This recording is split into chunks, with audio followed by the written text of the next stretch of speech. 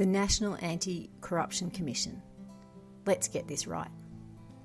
No matter which side of politics you stand on, we all agree that corruption is bad and there is no place for corruption in Australia. It threatens fair and effective governance and should be properly investigated and punished. We also agree that human rights matter, that human rights protect us, that too much power granted to one body may be abused, and finally, that accountability matters. So let's look at the National Anti-Corruption Commission through the lens of these important human rights principles. Firstly, our human rights are a protection that allows us to live, work and enjoy our families without having to worry about arbitrary attacks on those things we value. Important human rights include that every person, no matter the accusation, has the right to equal protection from the law and the presumption of innocence, a fair and prompt trial, protection from retrospective laws, and also protection against an attack on someone's reputation. Unfortunately, in New South Wales, some of these human rights have been trampled on by New South Wales ICAC. In a recent report by the Rule of Law Education Centre, it found that 71% of individuals found corrupt by New South Wales ICAC were not found guilty of criminal conduct by New South Wales courts. This has resulted in reputational damage, and those who are labelled as corrupt no way to review or remove the stain of a corrupt finding. Furthermore, the report showed that on average, 4 years passed between the complaint, tip-off or report made to New South Wales ICAC and the individual's court's finalisation.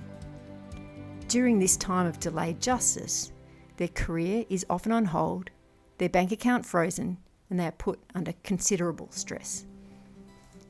As we said, every Australian citizen holds the presumption of innocence, or the right to be presumed innocent until proven guilty beyond reasonable doubt. But New South Wales ICAC has repeatedly damaged the public reputation of people who have not been proven guilty or corrupt by the New South Wales courts. This is a breach of basic human rights. Furthermore, under the new proposals for the National Anti-Corruption Commission, it can act retrospectively. This means it can make declarations of corruption findings against people who have previously acted in a way that is currently unlawful but wasn't at the time of their conduct. This is a breach of basic human rights. We also all agree that too much power granted to one body may be abused.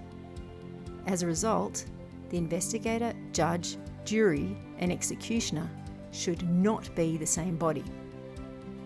Like police investigations, the National Anti-Corruption Commission investigations should be held in private to avoid reputational harm. Coercive powers should not be used. And importantly, when the investigation finds sufficient material of serious criminal conduct, it should be referred to the DPP or Federal Police.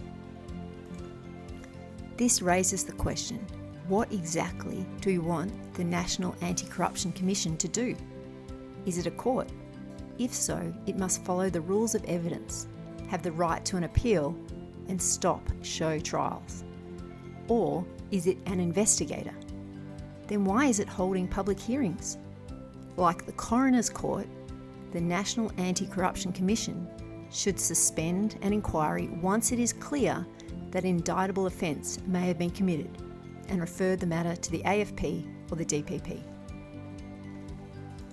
Finally, we all agree accountability matters. The National Anti-Corruption Commission and its findings should have a review mechanism. Somebody must watch over the watchdog. Like the courts and government organisations, there must be the ability to review the findings of the National Anti-Corruption Commission on issues of law and issues of fact. And, like the courts and other government organisations, the National Anti-Corruption Commission must be held accountable via benchmarks such as time standards and costs per matter finalised. One only has to look at New South Wales ICAC's annual report from 2020 to 2021 to raise the question, is New South Wales ICAC model worth replicating? This graphic is taken from their annual report. See that little triangle at the top? It shows that only 1% of matters proceeded to investigation stage. This report also revealed that last year New South Wales ICAC had expenses of $28.6 million and only 7 people were subject to a corrupt finding. That equates to a cost of $4 million per person found corrupt.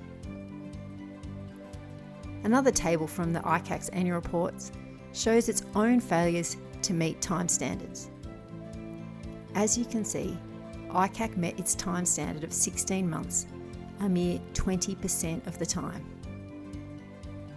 This is not saying that the staff at New South Wales ICAC are not working hard, but maybe their scope and role is too wide. That raises the question, is New South Wales ICAC model worth replicating? So let's do the National Anti-Corruption Commission right. We need a clear definition of corruption, limited to serious matters only, for those in public office. We must insist that the National Anti-Corruption Commission follows rules of evidence and its powers are limited to investigation. As an investigative body, it should only hold private hearings. And if it must make findings, there must be an ability to appeal those findings. For more information, go to our website www.ruleoflaw.org.au.